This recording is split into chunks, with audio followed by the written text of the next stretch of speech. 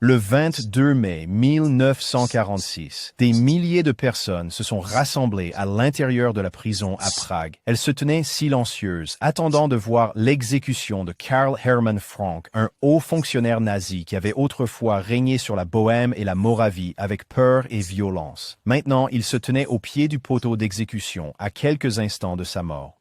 Frank est né en 1898 à Karlsbad, dans l'Empire austro-hongrois. Il est entré en politique tôt, s'alignant avec des groupes nationalistes allemands dans les Sudètes. Son ascension a pris de l'ampleur lorsqu'il a rejoint le parti nazi et est devenu une figure clé du mouvement allemand des Sudètes. Après l'occupation de la Tchécoslovaquie par l'Allemagne en 1939, Frank a été nommé secrétaire d'État et chef supérieur de la SS et de la police pour le protectorat de Bohême et Moravie.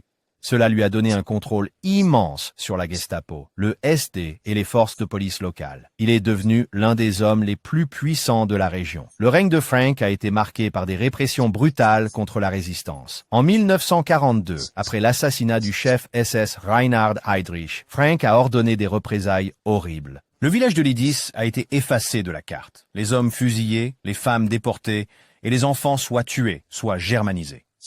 Quelques jours plus tard, le Jaki a été détruit de la même manière. Il s'est forgé une réputation d'homme sans pitié.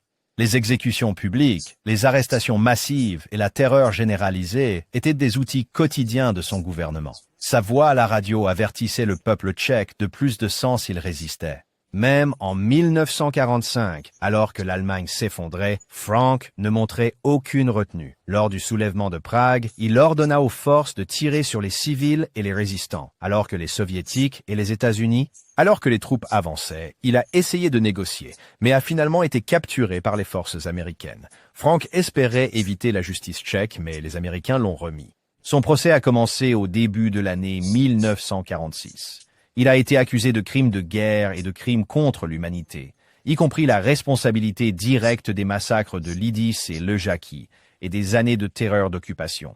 Il a été reconnu coupable et condamné à mort. Il n'y a pas eu de délai. Le peuple tchèque, encore en deuil et furieux, attendait la clôture. Le jour de son exécution, Frank fut conduit dans la cour, mais il n'y avait pas de potence, seulement un poteau en bois. La méthode était la pendaison au poteau, une forme d'exécution utilisée pour les criminels de guerre nazis. C'était lent et douloureux, conçu pour suffoquer, non pour briser la nuque.